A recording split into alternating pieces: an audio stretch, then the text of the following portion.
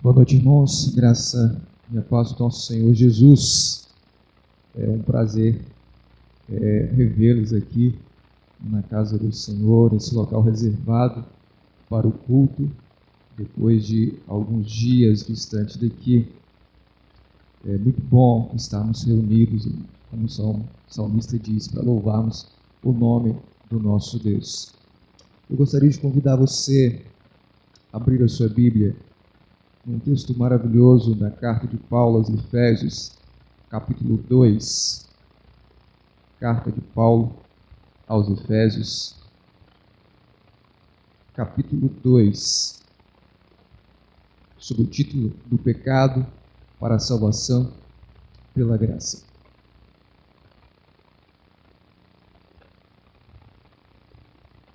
A palavra do nosso Deus assim nos diz: Ele vos deu vida, estando vós mortos em vossos delitos e pecados, nos quais andastes outrora, segundo o curso deste mundo, segundo o príncipe da potestade do ar, do espírito que agora atua nos filhos da desobediência, entre os quais também todos nós andamos outrora, segundo as inclinações da nossa carne, fazendo a vontade da carne e dos pensamentos.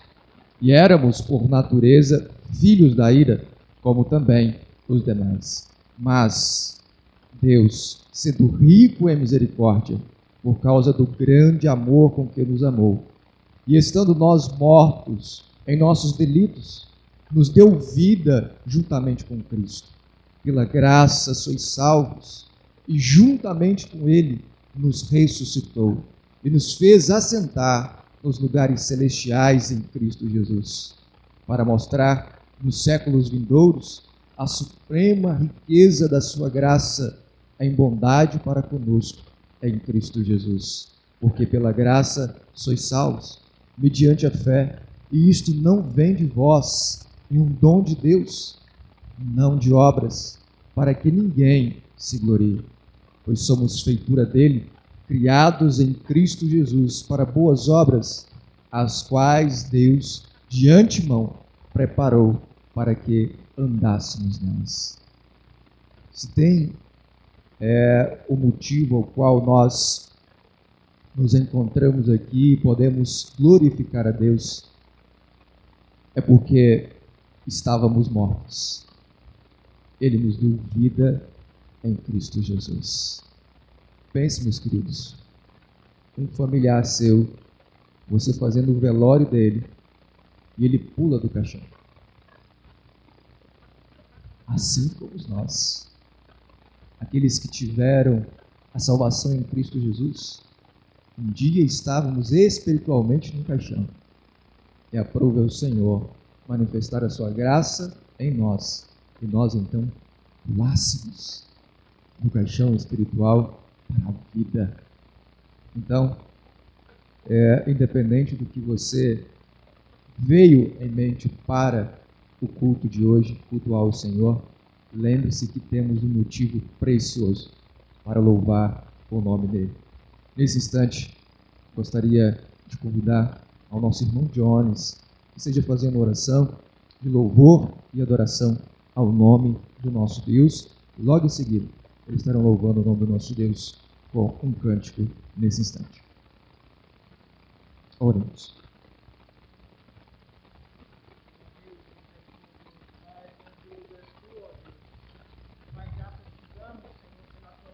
Sim, Deus.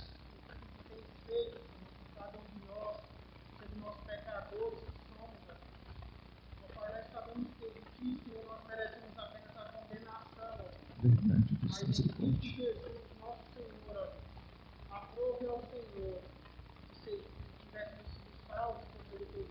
Sim, Deus, obrigado, Pai. Sim, Deus. Em nome de Jesus. Sim, meu Deus. Seus instrumentos, meu Deus. Sim, meu Pai. Misericórdia do teu povo, Deus. Em nome de Jesus, ó Pai. Sim, Deus. Recebe, ó Deus.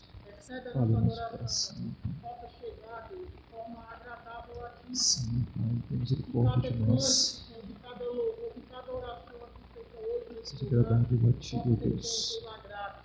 Sim, E Pai. usa esse culto, Senhor, da forma que Te agrada. Em nome de Jesus. Seu nome seja engrandecido Sim, mais Deus. em nome de Jesus. Amém. Amém. Vamos louvar o nome do nosso Deus.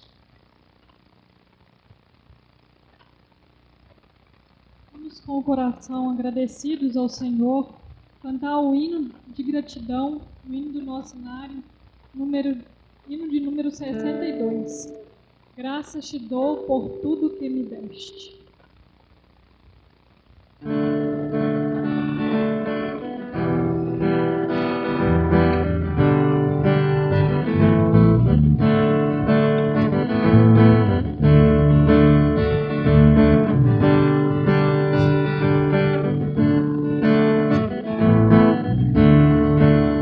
Graças te dou por tudo que me deste, primeiro a salvação em meu Jesus. Graças te dou por tudo que fizeste, por este pecador salvo na cruz. Graças, graças, mil graças a ti, meu Salvador. Graças, graças, mil graças por teu precioso amor. Eu te agradeço a bênção do trabalho e do meu lar que alegra o meu viver. A correção apenas quando falho, louvando teu amor pelo meu ser. Graças, graças, mil graças a ti, meu Salvador. Graças, graças, mil graças por teu precioso amor. Eu te agradeço o pão de cada dia, a água que alivia a sede dura, o sol que aquece a pobre gente fria. São bênçãos que enche a terra de fartura. Graças, graças, mil graças a ti, meu Salvador. Graças, graças, mil graças por teu precioso amor. Eu te agradeço, ó Pai, os meus amigos e os inimigos também te agradeço. Sou grato por vitórias em perigos e outras bênçãos que eu não mereço. Graças, graças, mil graças a ti, meu Salvador. Graças, graças, mil graças por teu precioso amor. Amém.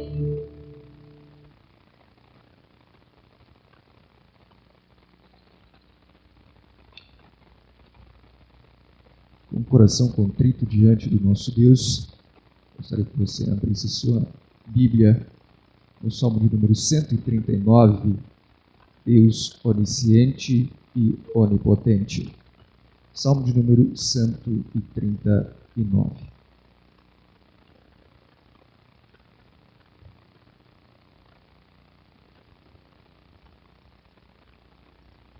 Apenas o versículo de número 1.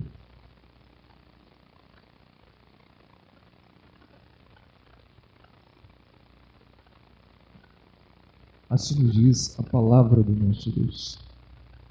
Senhor, tu me sondas e me conheces.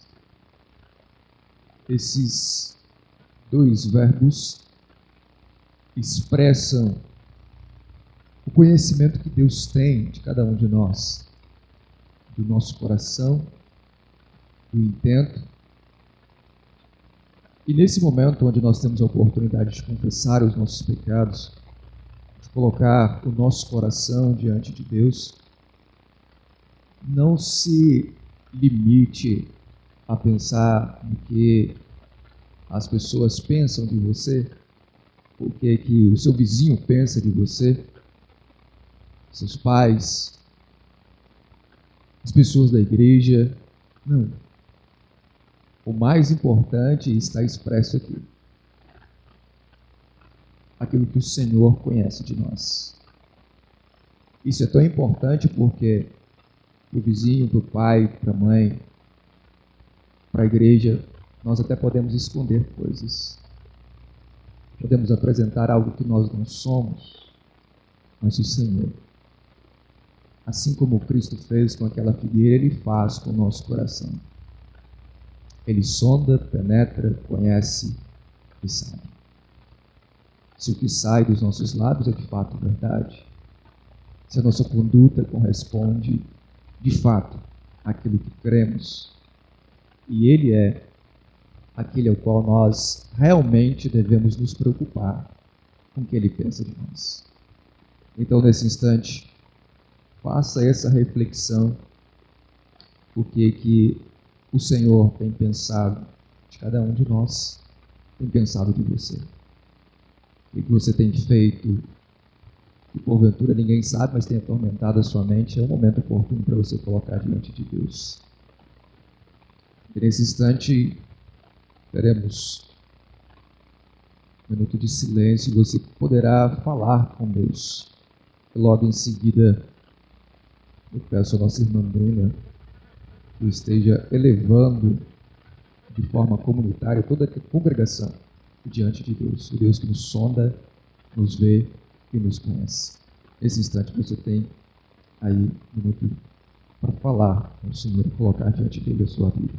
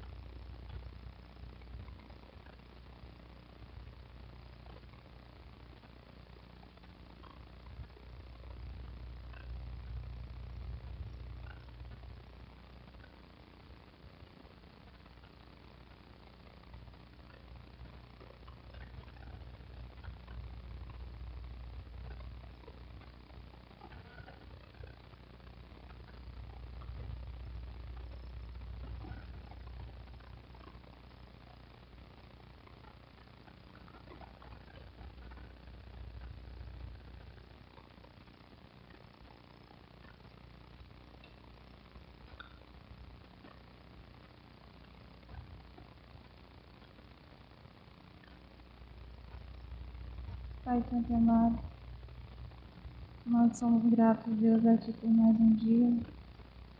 Nós Te engrandecemos, Pai, e nós Te exaltamos, Deus, nesse momento. Nós queremos aqui, Pai, que Teu nome venha ser bendito, venha ser glorificado, Deus. Em nome de Jesus. E nesse momento, Pai, nós gostaríamos que nossas vidas glorificassem a Ti. Sim, Deus, em nome de Jesus. Pai, nós confessamos a Ti que nós somos falhos. Sim, Nós Deus. somos, Senhor, pessoas pecadoras e nós carecemos, Deus, da Tua misericórdia. Grandemente. Nós carecemos, Pai, da Tua graça sobre as nossas Sim, vidas, Deus. Pai. Senhor, Tu que sondas e conheces, Deus, nosso coração, Verdade, Pai. Cuida de nós, Senhor. Transforma, muda aquilo que Sim, muitas Deus. vezes desagrada a Ti.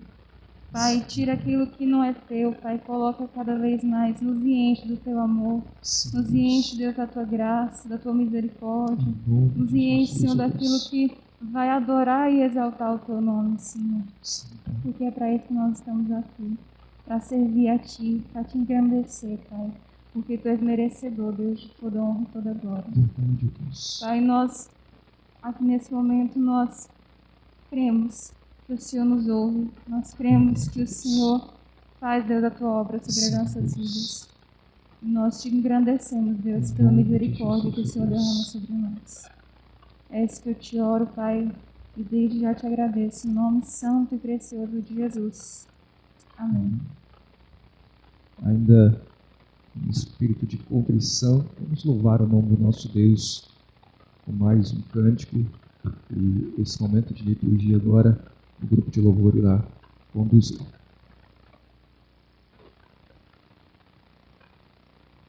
Este louvor, o nome dele é Perdão e Graça.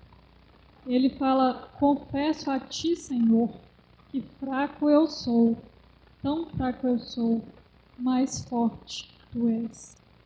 Vamos cantar, falar com o Senhor que realmente nós somos fracos, mas que nós confiamos neste Deus que é forte e poderoso, que nos ajuda, que nos estende a sua misericórdia.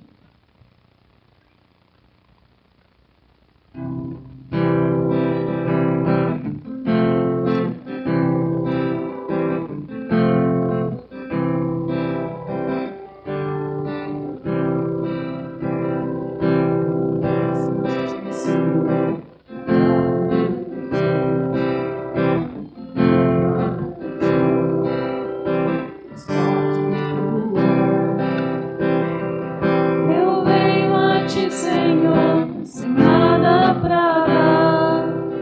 Só quero pedir, vem, ajuda-me, ó Deus. Eu venho a ti, Senhor, fraco eu sou, tão fraco eu sou, mas forte tu és. Eu venho a ti, Senhor, sem nada pra dar. Só quero pedir, vem, ajuda-me, ó Deus. Um coração quebrantado e humilde, não rejeita, Senhor.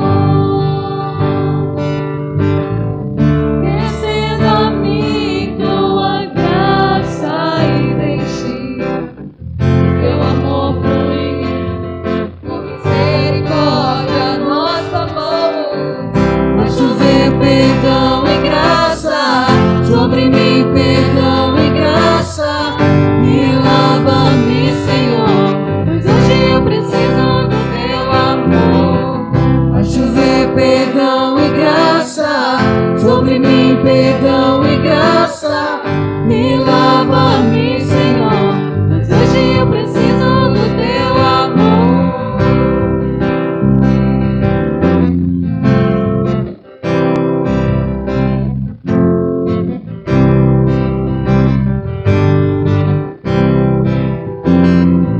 Confesso a ti, Senhor, fraco eu sou, tão fraco eu sou, mas forte tu és. Eu venho a ti, Senhor, sem nada pra dar. Só quero pedir, vem, ajuda-me, ó Deus. Um coração quebrantado e humilde, não rejeita, Senhor. Estenda a mim tua graça e deixe teu amor fluir. Com misericórdia nós clamamos. Vai chover perdão e graça sobre mim, perdão e graça. Me lava-me, Senhor, pois hoje eu preciso do teu amor. Vai chover perdão e graça sobre mim, perdão e graça. Me lava-me, Senhor, pois hoje eu preciso do teu amor.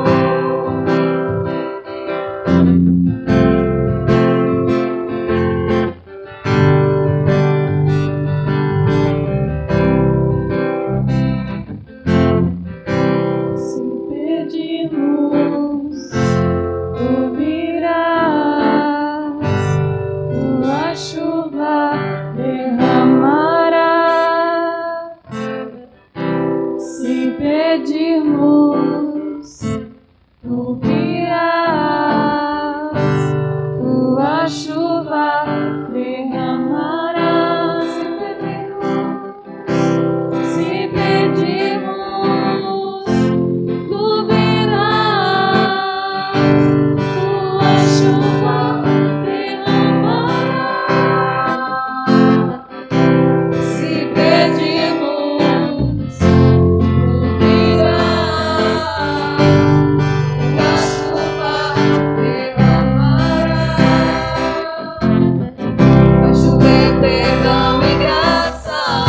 sobre mim perdão e graça, e lava-me, Senhor, pois hoje eu preciso do teu amor. Vai chover perdão e graça, sobre mim perdão e graça, e lava-me, Senhor, pois hoje eu preciso do teu amor.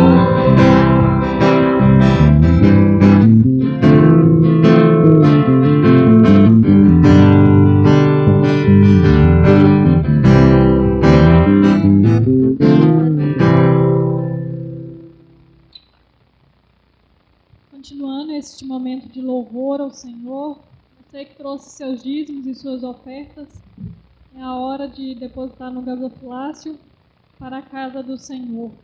E estaremos assim entoando um louvor do Projeto Sola. Ele chama Sempre em Frente. Preste bastante atenção neste louvor.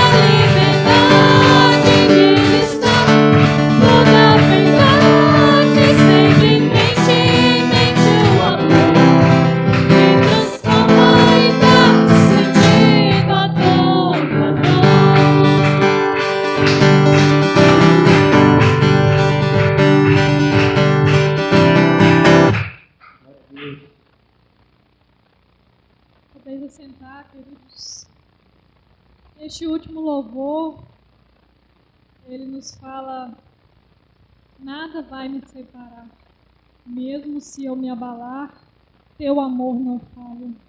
Mesmo sem merecer, tua graça se derrama sobre mim, teu amor não falha. E realmente, né? O amor do Senhor nunca falha. O nosso falha, nós falhamos em várias áreas da nossa vida, até mesmo para com o Senhor. Mas o amor, a fidelidade do Senhor é para sempre.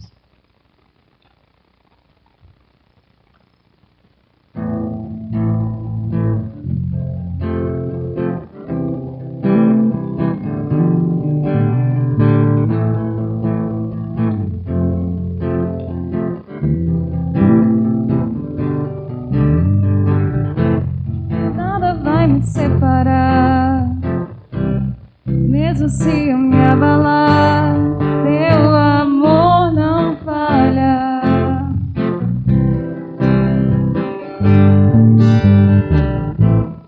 Mesmo sem merecer, tua graça se derrama sobre mim, teu amor não falha.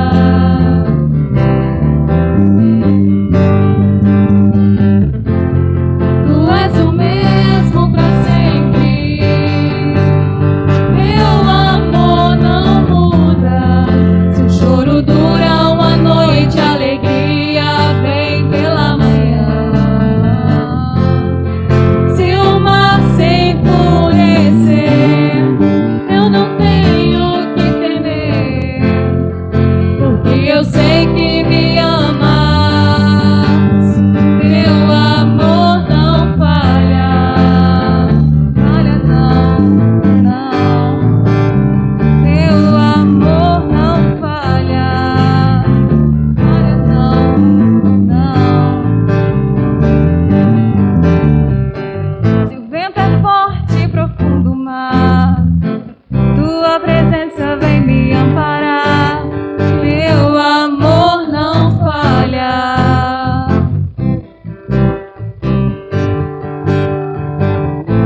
Difícil é o caminhar, nunca pensei que fosse alcançar. Seu amor não falha.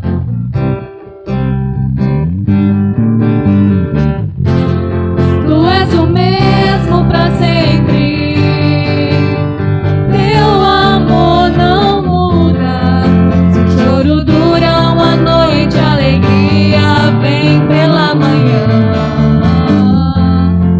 Se o mar se enfurecer, eu não tenho que temer, porque eu sei que me amas. Teu amor não falha, falha não, não. Teu amor não falha.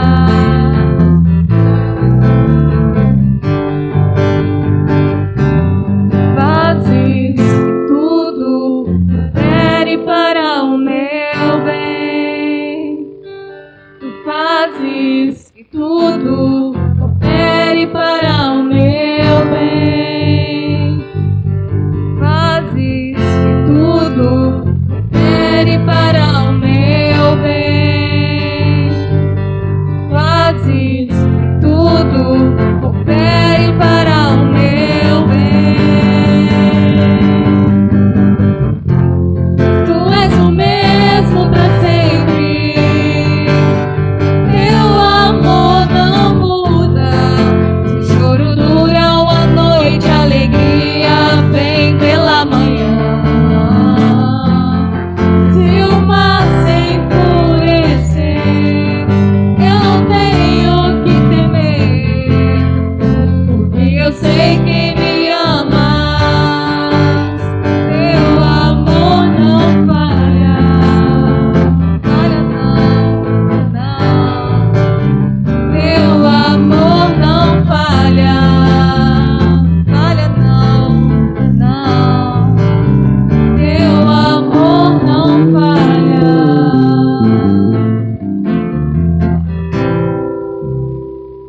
Senhor Deus, nós queremos agradecer ao Senhor, ó Pai, porque o amor do Senhor não falha, nunca vai falhar para conosco, ó Deus. Ó Deus eterno, também queremos agradecer ao Senhor pelos dízimos e pelas ofertas, ó Pai, depositados aqui para a casa do Senhor, ó Deus. Ó Deus, que esses dízimos e as ofertas, ó Pai, possa ser para a obra do Senhor, ó Deus. Feito, ó Deus, para a casa do Senhor. Cada pessoa, ó Deus, possa também ser abençoado, ó Deus, a cada dia mais por Ti, ó Deus. Clamamos ao Senhor, Deus.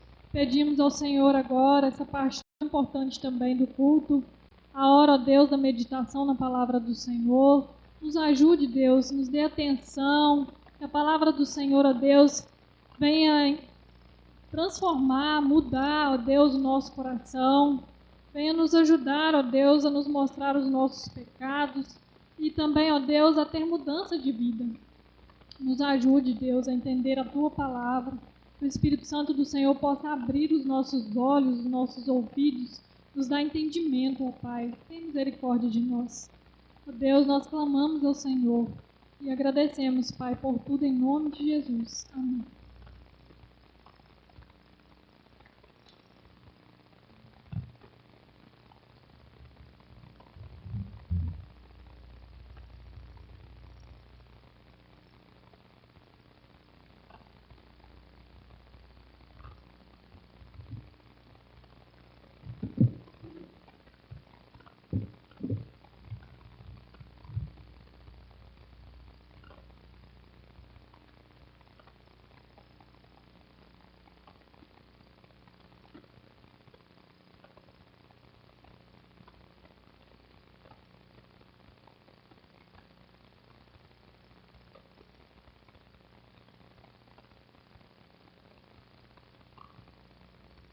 Meus irmãos, nesse momento onde nós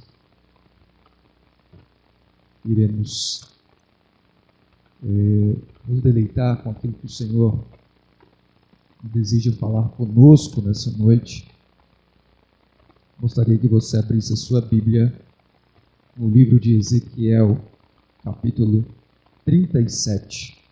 Livro de Ezequiel, capítulo 37.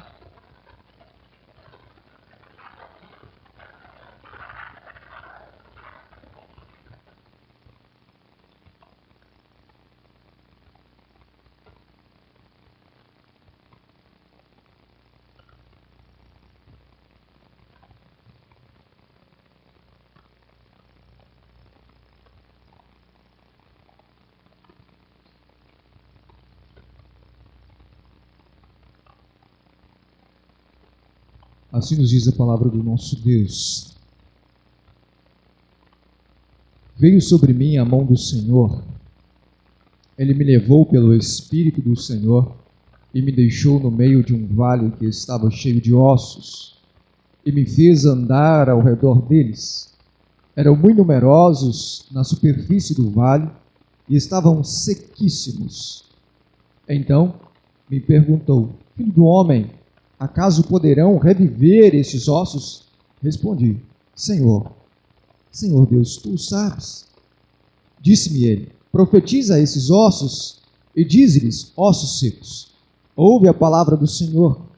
Assim diz o Senhor Deus a estes ossos: eis que farei entrar o Espírito em vós e vivereis. Porei tendões sobre vós, farei crescer carne sobre vós estenderei pele e porei em vós o Espírito e vivereis. E sabereis que eu sou o Senhor. Então profetizei segundo me for ordenado. Enquanto eu profetizava, houve um ruído, um barulho de ossos que batiam contra ossos e se ajuntavam, cada osso ao seu osso. Olhei e eis que havia tendões sobre eles, e cresceram as carnes, e se estendeu a pele sobre eles, mas não havia neles o Espírito. Então ele me disse: profetiza ao Espírito, profetiza ao Filho do homem, e dize-lhe: assim diz o Senhor Deus: vem dos quatro ventos, ó Espírito, e assopra sobre estes mortos para que vivam. Profetizei como ele me ordenara, e o Espírito entrou neles, e viveram, e se puseram em pé, um exército sobremodo numeroso. Então me disse: Filho do homem, estes ossos são toda a casa de Israel. Eis que dizem: os nossos ossos se secaram, e pereceu a nossa esperança. Estamos de todo exterminados. Portanto, profetiza e dize-lhes: assim diz o Senhor Deus: eis que abrirei a vossa sepultura, e vos farei sair dela, ó povo meu, e vos trarei a terra de Israel. Sabereis que eu sou o Senhor, quando eu abrir a vossa sepultura e vos fizer sair dela, ó povo meu. Porei em vós o meu espírito, e vivereis, e vos estabelecerei na vossa própria terra. Então sabereis que eu, o Senhor, disse isto e o fiz, diz o Senhor. Senhor nosso Deus, querido Pai, Deus soberano, Deus de toda a sabedoria, Deus da providência, o Deus que nos socorre, o Deus que nos ouve, Deus bondoso, misericordioso. Oh, Pai, obrigado pela Tua palavra. Obrigado, Deus, por falar conosco através dela. E nós, como igreja do Senhor, carecemos, ó Deus, ouvir a Tua palavra, e que Teu Santo Espírito, ó Deus, aplique essas palavras em nossos corações, para que possamos vivenciá-las, para que possamos, ó Deus, ter uma vida de comunhão com o Senhor, uma vida prática do Evangelho. Tende misericórdia de nós. Amamos a Ti. Tire toda a distração, toda a preocupação com as coisas lá fora, que a nossa mente possa ser uma só, em ouvir a Tua palavra. Nós te louvamos no nome santo e precioso do Teu Filho Jesus. Amém. Meus queridos, quando nós lemos esse texto, vem à nossa memória vários fatos que, de certa forma, pessoas ou o povo passou e que eles talvez pudessem ter pensado: olha, está tudo perdido, não há mais solução. Fico pensando aquele povo saindo ali em direção ao deserto e chega diante daquele mar, sabendo do tamanho do exército de Faraó. Tudo perdido. Nos trouxe até aqui para morrermos. Quando nós olhamos no Novo Testamento, um homem, muitos e muitos anos, deficiente das suas pernas, talvez aquele homem ia ali à porta do templo com a esperança unicamente, talvez, de adquirir a esmola. A minha vida está perdida mesmo, eu vou adquirir pelo menos algo para a minha sobrevivência. Quando olhamos a mulher do fluxo de sangue, quanto dinheiro ela gastou? Talvez ela tenha pensado: olha, não tem mais jeito, está tudo perdido. E assim, N outros casos, nós podemos observar nas Escrituras, onde o povo de Deus, onde pessoas de forma específica, assim como nós, em determinados momentos da nossa vida, talvez nós já decidimos ou tentamos ver e falar: não dá mais. As coisas têm que parar aqui, não dá mais. Eu não aguento, não suporto. Não há saída, está tudo perdido. E Ezequiel, ele fala de um povo que estava nessa situação. De um povo que via como tudo agora perdido. E quando nós olhamos para o livro de Ezequiel, nós vamos entender um pouco disso. Por que esse povo pensava assim? E por que esse povo encontrava nessa situação de total desespero? Ezequiel, esse livro é maravilhoso. Um sacerdote, ele escreve, inspirado pelo Senhor. É um livro que nos traz grandes lições. Ezequiel escreve esse livro, os fatos aqui descritos acontecem num momento muito conturbado do povo de Deus. O povo tinha ido para o exílio, E Ezequiel é chamado mais ou menos em 593 a.C.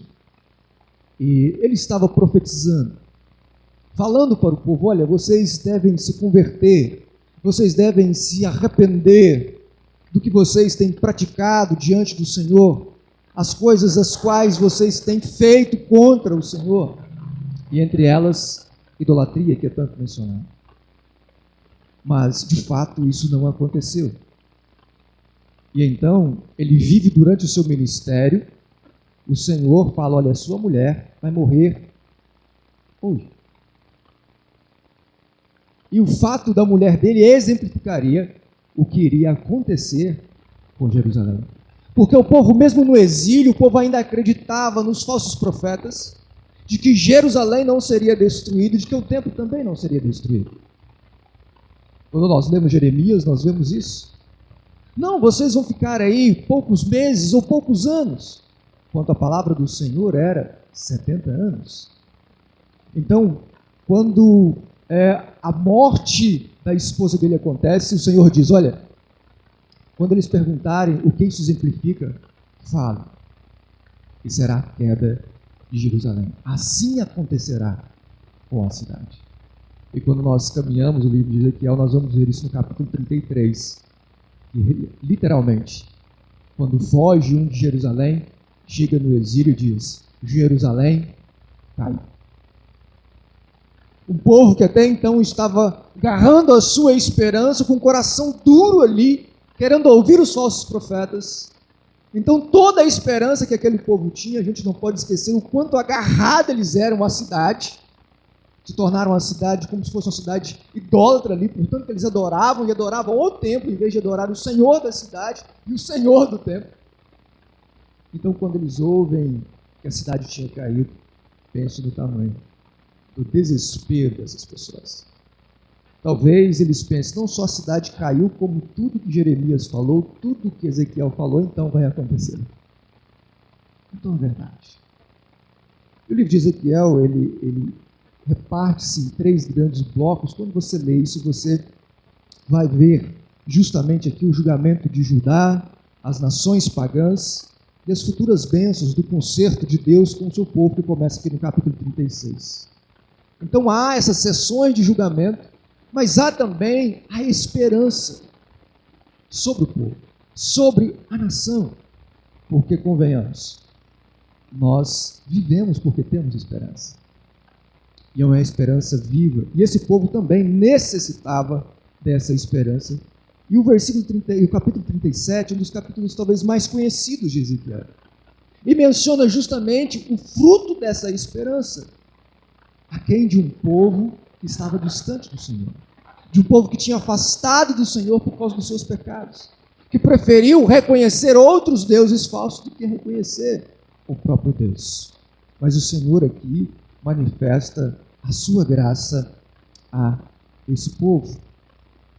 E, meus queridos, quando nós olhamos para a queda de Jerusalém, para a destruição do templo, e esse povo lá no exílio, talvez o que nós preocupássemos em relação a esse povo seria: esse povo agora vai se tornar um povo com um coração mais duro ainda. Mas a preocupação do Senhor era com o desespero do povo. Era com a situação desesperadora que esse povo se encontrava no exílio, e é descrito aqui no capítulo 37, onde eles falam: olha, os nossos ossos secaram, as nossas esperanças se foram. O desânimo, às vezes, é pior do que um coração duro. Pior. O desânimo, ele faz nós olharmos para as situações e colocar como a mais pior de todas as situações. E é justamente isso que esse povo estava vendo quando eles ficaram sabendo que a cidade, que o templo onde eles reuniam, tinha sido de fato destruído. Então, Ezequiel aqui, usado pelo Senhor, ele traz uma palavra de esperança. Ele traz uma palavra de renovo para esse povo desesperançado, para esse povo que estava talvez pensando: nunca voltaremos para a nossa cidade? Nunca veremos os nossos familiares mais simples que lá ficaram?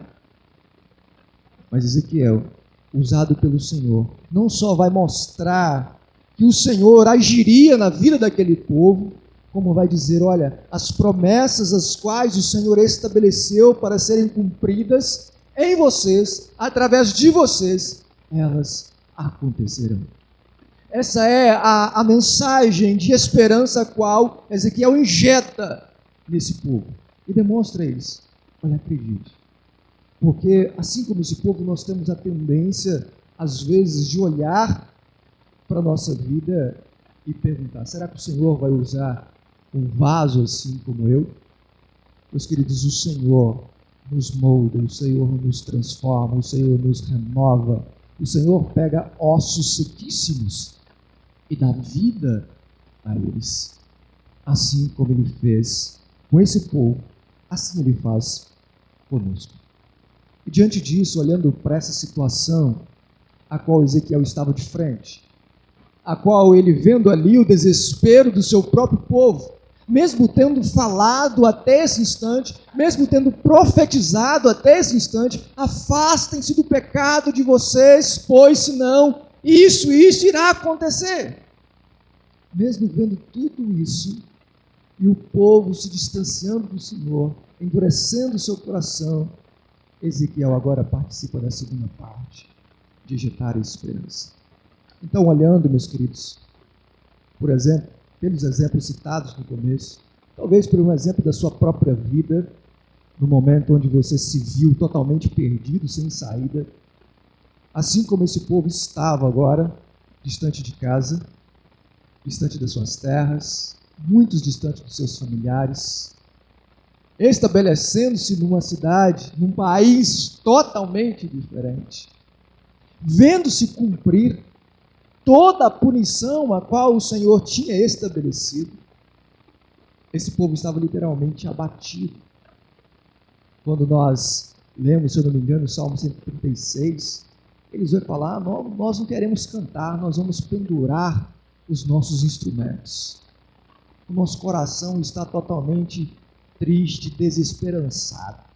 Como nós cantaríamos os cânticos de Sião, distante de Sião? E o final do Salmo termina de forma terrível. Eles estavam tão assim angustiados pelo que tinha acontecido com eles, que eles dizem, olha, aquele que pegar as criancinhas dos babilônios, daqueles que destruíram Jerusalém e esmagar a cabeça delas nas pedras, bendito será.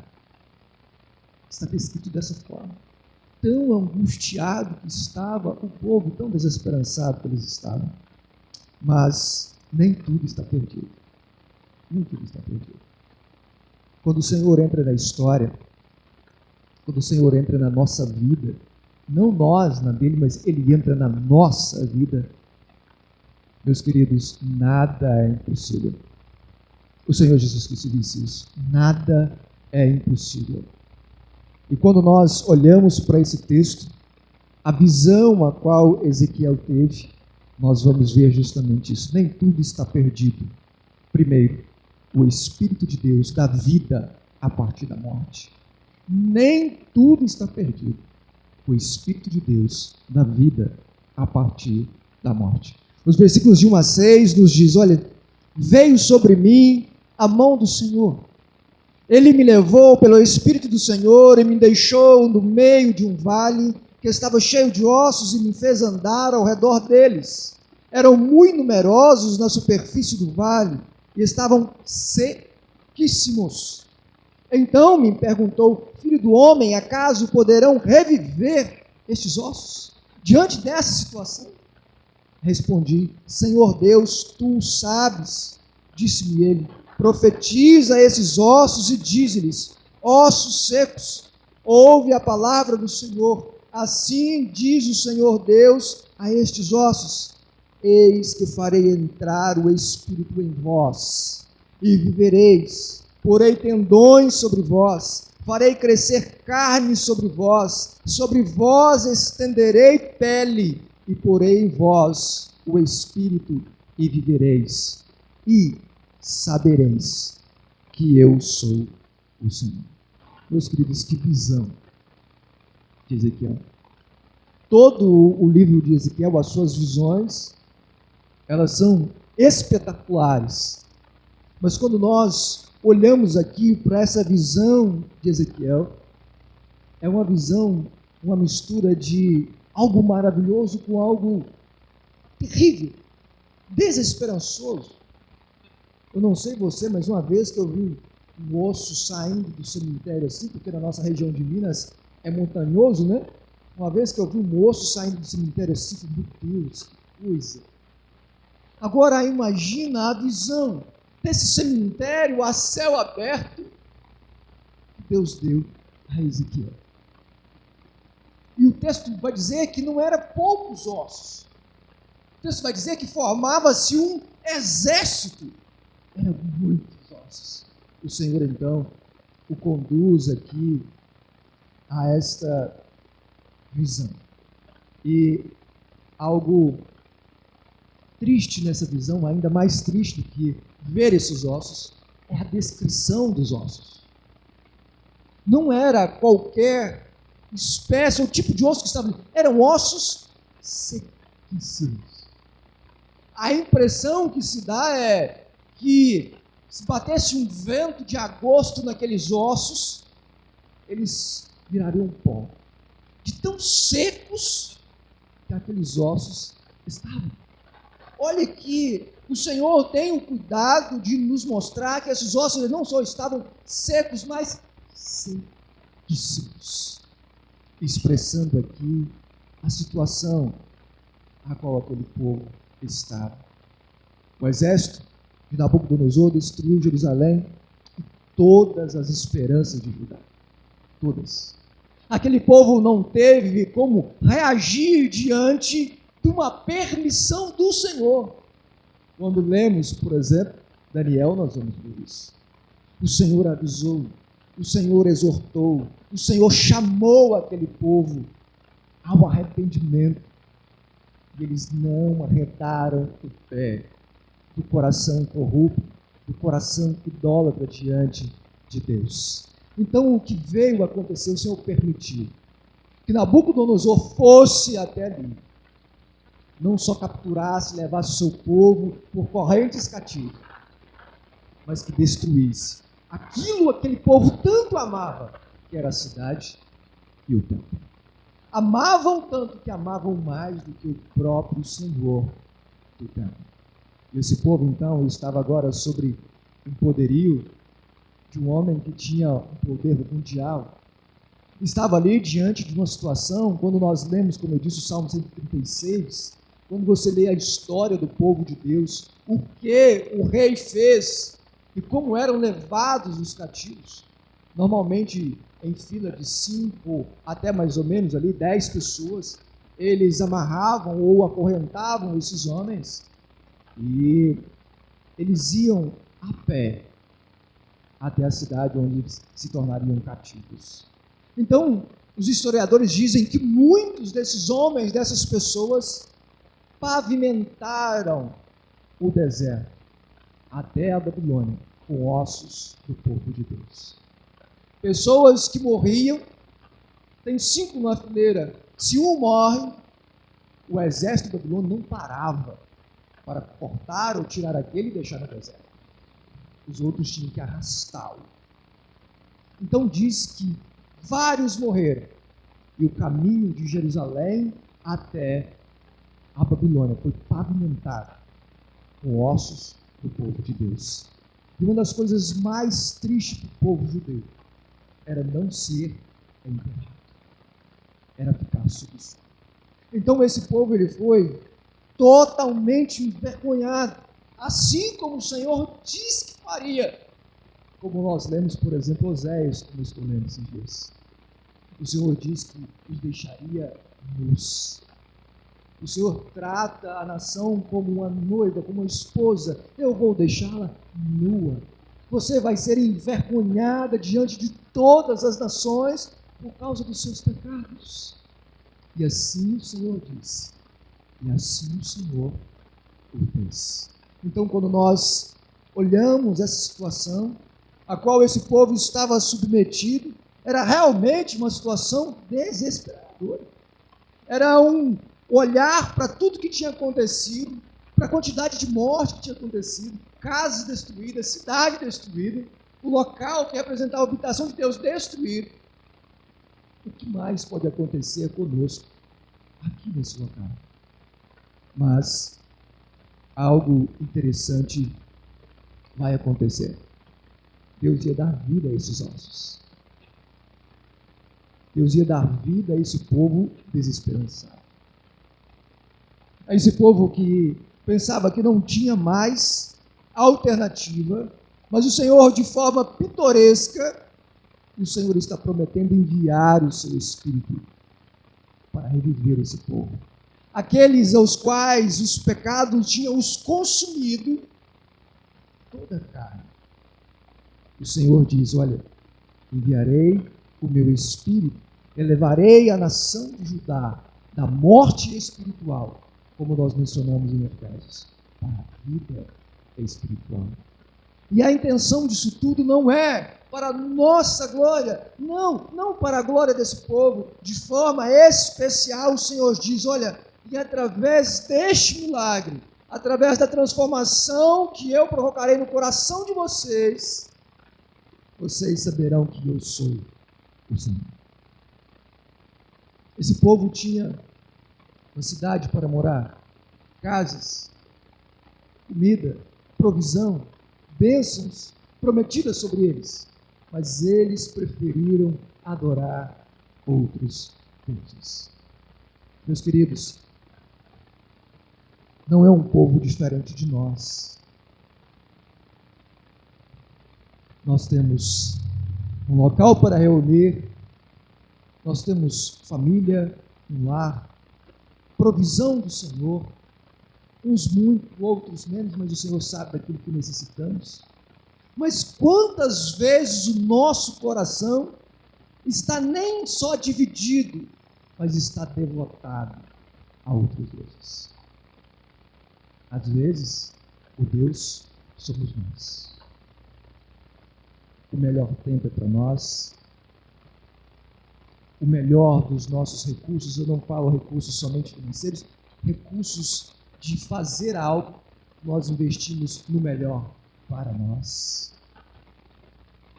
O povo, quando voltou do exílio, eles começaram a fazer isso. O templo eles deixaram de lado e as suas casas apaineladas, bonitas. Mas para o Senhor, as migalhas do templo, do serviço, do melhor. Então nós não adoramos não só a um Baal estátua, nós adoramos a nós mesmos, adoramos o tempo, adoramos o dinheiro, adoramos as redes sociais, adoramos. E nós às vezes tornamos também o nosso coração um coração idólatra, como o desse povo. Mas há que a ressurreição espiritual prometida, ela é também repetida a cada um de nós. Não só aqueles que não têm o Senhor Jesus como Salvador da sua vida, como Paulo descreve em Efésios, mas a cada um de nós que nos encontramos desesperançados, muitas vezes por causa de pecados praticados, nós às vezes procuramos nos distanciar do Senhor ou viver uma vida religiosa aquém do Senhor por causa de pecados, por causa do conforto de pecar à vontade. Se eu não tenho compromisso com o Senhor, eu posso, entre aspas, fazer o que o meu coração deseja. Mas, por mais desesperançado que estejamos, por mais que seja, entre aspas, grave o pecado ao qual nós adentramos, o Senhor também envia o seu Espírito e nos vivifica, nos fortalece e nos perdoa. O texto ainda continua no versículo 7. Então profetizei segundo me fora ordenado. Enquanto eu profetizava, houve um ruído, um barulho de ossos que batiam contra ossos e se ajuntavam, cada osso ao seu osso. Olhei e eis que havia tendões sobre eles, e cresceram as carnes e se estendeu a pele sobre eles, mas não havia neles o Espírito. Então ele me disse: profetiza ao Espírito, profetiza ao Filho do Homem e diz-lhe: assim diz o Senhor Deus, vem dos 4 ventos, ó Espírito, e assopra sobre estes mortos, para que vivam. Profetizei como ele me ordenara, e o Espírito entrou neles, e viveram, e se puseram em pé, um exército sobremodo numeroso. Então me disse: filho do homem, estes ossos são toda a casa de Israel. Eis que dizem: os nossos ossos se secaram, e pereceu a nossa esperança. Estamos de todo exterminados. O texto nos faz lembrar o 6º dia da criação. A ação de Deus, a ação criativa de Deus. Nos faz lembrar também, como eu disse quinta-feira, aqueles que não têm o Espírito de Deus, o Espírito vivificante que dá vida espiritual, são cadáveres ambulantes. Essa é a visão que nós deveríamos ter quando nós andamos pelas ruas. Aqueles que não têm o Espírito vivificante de Deus, aqueles que não foram alcançados em Cristo Jesus, são mortos. Cadáveres, mortos, vivos. Vivos fisicamente, mas mortos espiritualmente. E quando nós olhamos, nós vemos aqui o poder vivificante dos meios da graça de Deus. Esqueletos sequíssimos, sem vida, sem desejo, sem poder falar, sem poder mencionar, sem desejar alguma coisa que fosse boa ou proveitosa, ou muito menos desejar o Senhor. O Senhor então faz, que nem ele fez com Adão e Eva quando pecaram. Ele vai atrás.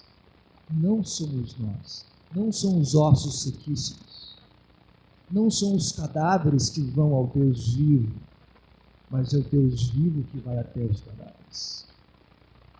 É Ele que dá vida, é Ele que coloca desejo, é Ele que transforma, é Ele que traz a vida. Por isso, meus queridos, que privilégio é entendermos a fé, que privilégio é sabermos que um dia estávamos mortos e hoje estamos vivos. Que responsabilidade isso nos traz de saber que as nossas práticas não podem ser práticas de mortos, mas práticas de vivos. Não podem ser práticas daquele que é do reino da morte, mas tem que ser práticas daquele que é do reino da vida. Bênção e responsabilidade caminham juntos. Então, como nós vemos, nem tudo está perdido. O Espírito de Deus dá vida a partir da morte. O segundo ponto e último, nem tudo está perdido. Isso nos mostra que Deus é o Senhor. Deus é o Senhor. Os versículos 11 a 14 diz: então me disse, filho do homem, estes ossos são toda a casa de Israel. Eis que dizem: os nossos ossos se secaram e pereceu a nossa esperança. Estamos de todo exterminados. Portanto, profetiza e diz-lhes: assim diz o Senhor Deus: eis que abrirei a vossa sepultura e vos farei sair dela, ó povo meu, e vos trarei à terra de Israel. Sabereis que eu sou o Senhor, quando eu abrir a vossa sepultura e vos fizer sair dela, ó povo meu. Porém em vós o meu espírito, e vivereis, e estabelecerei na vossa própria terra. Então sabereis que eu, o Senhor, disse isto, e o fiz, diz o Senhor. O bichinho bebeu minha água.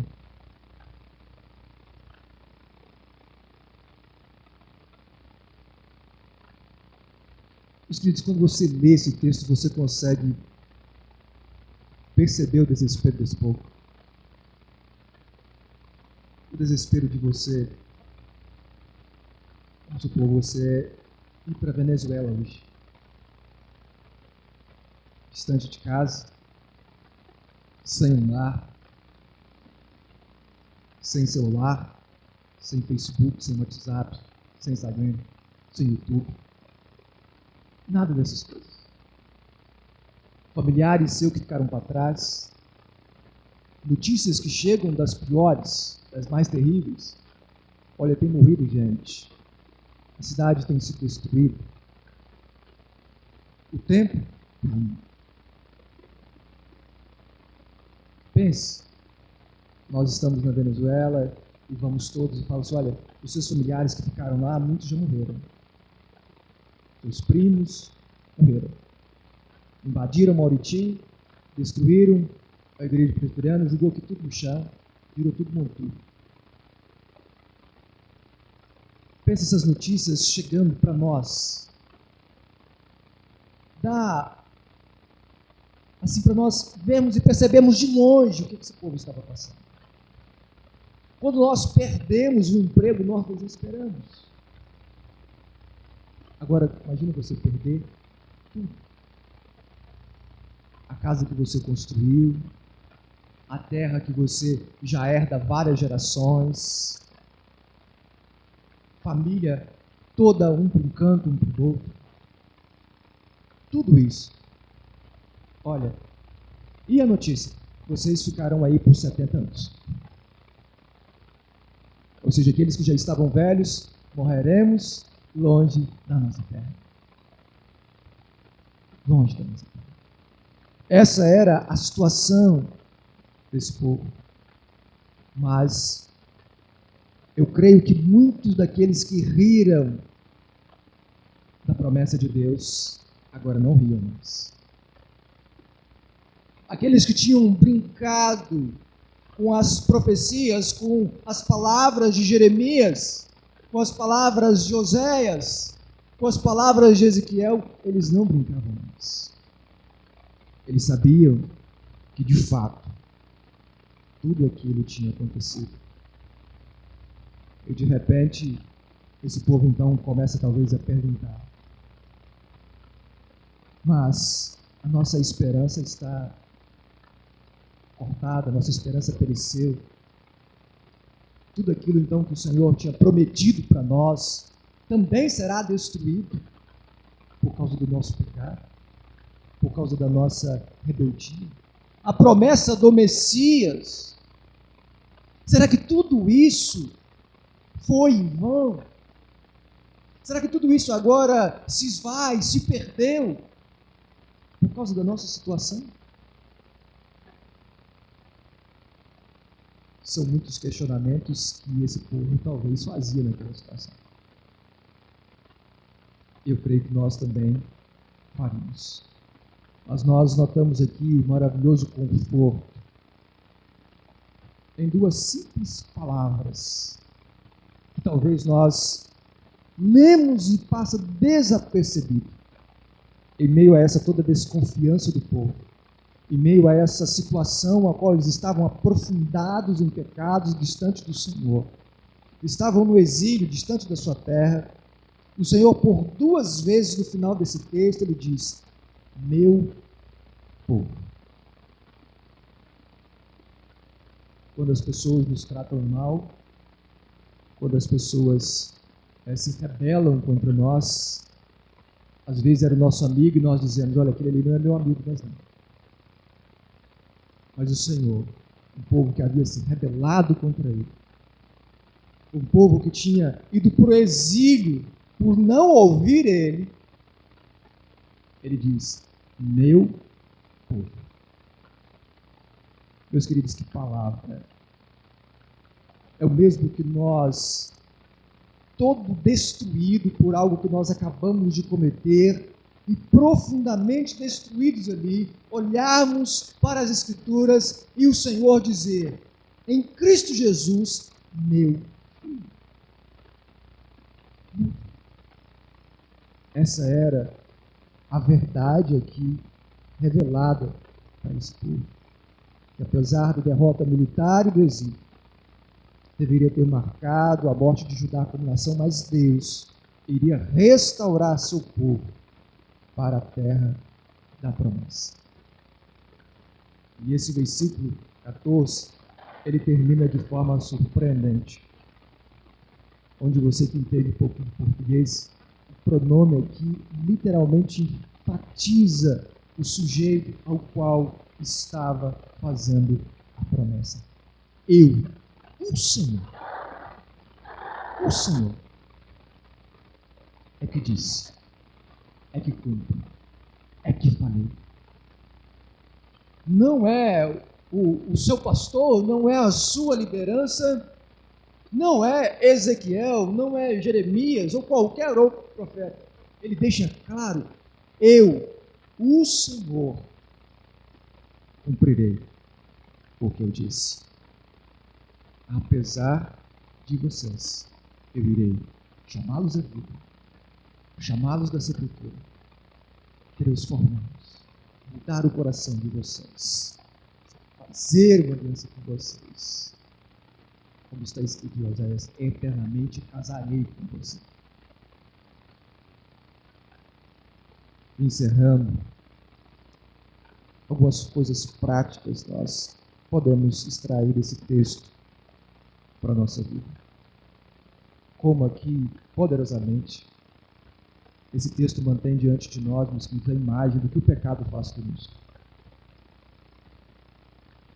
Sério. O que o pecado faz comigo, o que o pecado faz com você. Por mais pequeno que seja, por mais simplório que pensemos que seja, o pecado ele tem o poder destrutivo. Nós vemos aqui que foi representado como ossos sequíssimos. Foi retirando o vigor espiritual desse povo aos poucos. Foi deixando esse povo sem verdadeiro alimento aos poucos, até que eles perecessem espiritualmente. E ficasse evidente essa situação. Nesse vale de ossos secos, nos é dado aqui o vislumbre do que Paulo diz. Se você viver de acordo com a natureza pecaminosa, você vai morrer. Meus queridos, por isso que nós fomos chamados da morte para a vida. Por isso que nós somos chamados a caminhar como Cristo caminhou. Por isso que nós temos agora a mente de Cristo e não a mente do mundo. Por isso que nós somos chamados a pensar nas bênçãos celestiais, naquilo prometido em Cristo Jesus e não nas coisas corruptíveis desse mundo. Porque nós fomos chamados do vale dos ossos secos. Nós estávamos sem vida para uma vida abundante em Cristo Jesus. Mas há um perigo aqui também específico de nós olharmos para a graça de Deus e pensarmos que podemos então viver e praticar o que desejarmos, que Deus sempre será gracioso conosco. Aí eu lembro a você do que o salmista disse, que nós lemos na nossa liturgia. Ele sonda e conhece o nosso coração. Ele sabe quando estamos abusando da graça, quando estamos nos lambuzando da graça. Eu posso pecar, Deus perdoa. Eu posso falhar, Deus é misericordioso. Isso tem ficado tão banalizado. Natália e eu estávamos conversando hoje que você não pode, de certa forma, se você não tiver pulso firme em certas rodinhas ou nas redes sociais, você não pode condenar certos pecados mais. Você não pode falar mais de certos pecados, porque as pessoas acham que a graça de Deus é para ser abusada. É para vivermos do jeito que quisermos, da maneira que quisermos e desejarmos. Não. O Senhor nos chama à vida, mas nos chama à obediência com Ele também. E quando olhamos finalmente de forma cuidadosa, vemos aqui nesse texto né, nesse vale de ossos secos, um retrato vívido do poder do Espírito Santo. O que ele realiza na vida daqueles que estão mortos espiritualmente e na vida daqueles que estão caindo espiritualmente. Ele vivifica, ele transforma, ele revitaliza, ele dá vida. Meus queridos, eu não sei como você tem caminhado diariamente na fé, ou se você já conhece a fé profundamente. Mas o Senhor nos oferece a sua graça em Cristo Jesus. Para nós que somos salvos, caminharmos com Ele em santidade, dia após dia. Por isso que Ele nos tirou do vale de ossos secos, para que nós tivéssemos vida e essa vida fosse manifesta através da prática do Evangelho na nossa vida. E se você ainda não foi alcançado por Cristo Jesus, se você ainda não sentiu essa graça vivificante de sair da morte para a vida, que o Senhor transforme o seu coração. Que o Senhor te chame dessa morte para a vida. E que você possa, como numa surpresa, pular do caixão espiritual e dizer: eu estou vivo com você. Obrigado, Pai. Obrigado. E finalmente, uma pergunta que um tempo atrás eu coloquei na devocional, quando olhamos para nossas próprias vidas e vemos o que os estragos do pecado causam em nós. Pois Judá se rebelou contra Deus, a questão deve ser levantada sobre nós também. Poderá Deus reviver esses ossos? A resposta maravilhosa da graça de Deus para Israel e para você, para nós, é sim. O Senhor pode reviver não só os ossos, mas os ossos sequíssimos. Por maior que seja, por mais devastador que seja o pecado ao qual nós caímos, o Espírito Santo traz esse poder vivificador para a vida do crente. E por mais distante que você acha que esteja do Senhor, por mais seco que a sua vida esteja, Ele te dá vida e vida mais. Meus queridos, que nessa semana nós possamos lembrar sempre disso, quando pecarmos. Senhor, me perdoe. E sentir-se perdoado. Caminhar de cabeça erguida para não mais pecar. Pai, eu não peques mais. A graça é um privilégio, mas também nos chama à obediência. Senhor, nós te louvamos e te rendemos graças, ó Pai, pela tua palavra.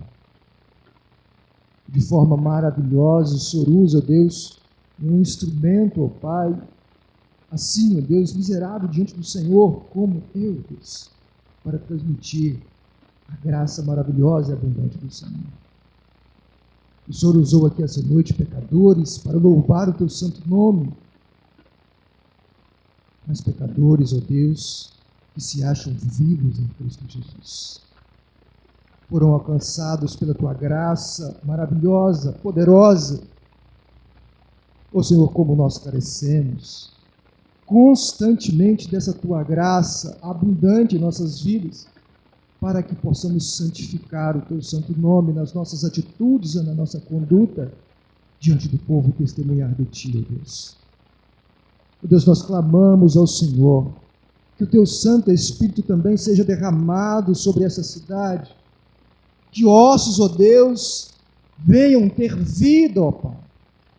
Aqueles que não conhecem a Cristo Jesus, aqueles que estão mortos espiritualmente, nós sabemos que só o Senhor, somente uma ação soberana do Senhor sobre essas vidas, podem trazê-los, ó Deus, à vida espiritual. Nós clamamos a Ti que isso se estenda pela nossa família, os nossos familiares, ó Deus, que estão agarrados a falsas esperanças, a falsas expectativas, pensando que estão próximos do Senhor, mas estão distantes de Ti. Derrame a Tua graça, o Teu Espírito vivificador sobre a vida deles também. Nós oramos a Ti e clamamos no nome santo e precioso do Teu Filho Jesus. Amém. Meus queridos, nós ficamos por aqui. Gostaríamos de ficar na porta da igreja conversando, como nós sempre fazíamos antes, mas breve, se assim for da vontade do Senhor, assim estaremos fazendo. Mas nós estamos nas medidas restritivas, então vamos procurar respeitá-las aí ao máximo. E quinta-feira nós estamos aqui novamente às 18 horas e 30 minutos com o estudo bíblico. Estamos conhecendo um pouco da teologia, da doutrina da igreja, tem sido bênção. Esse estudo será um prazer receber você aqui com o mesmo limite. Você pode vir, será um momento também de bênção diante do Senhor. Domingo de manhã na rádio, das 7 às 8 horas, tem sido bênção. Hoje nós levamos uma convidada nova para lá. Se você faz parte da igreja e quer falar da rádio, pode falar comigo. O Lucélio ali, o Jones, e nós encaminhamos você para lá. Para você orar, para você pregar. Só não pode sair heresia, tá, irmão? Senão nós levamos uma vez só. Mas, tirando as brincadeiras, que o Senhor continue derramando bênçãos sobre suas vidas. Muito obrigado pela visita aqui no nosso meio. Que as palavras do Senhor possam ir de encontro ao seu coração e ao encontro do coração de cada um de nós nessa noite. Assim nos despedimos e que a bênção do Senhor continue estendida sobre cada um de nós e as nossas famílias. Permaneçam com suas máscaras. Se for cumprimentar os irmãos, usem o álcool gel. Tá bom? Não esqueçam. O álcool spray.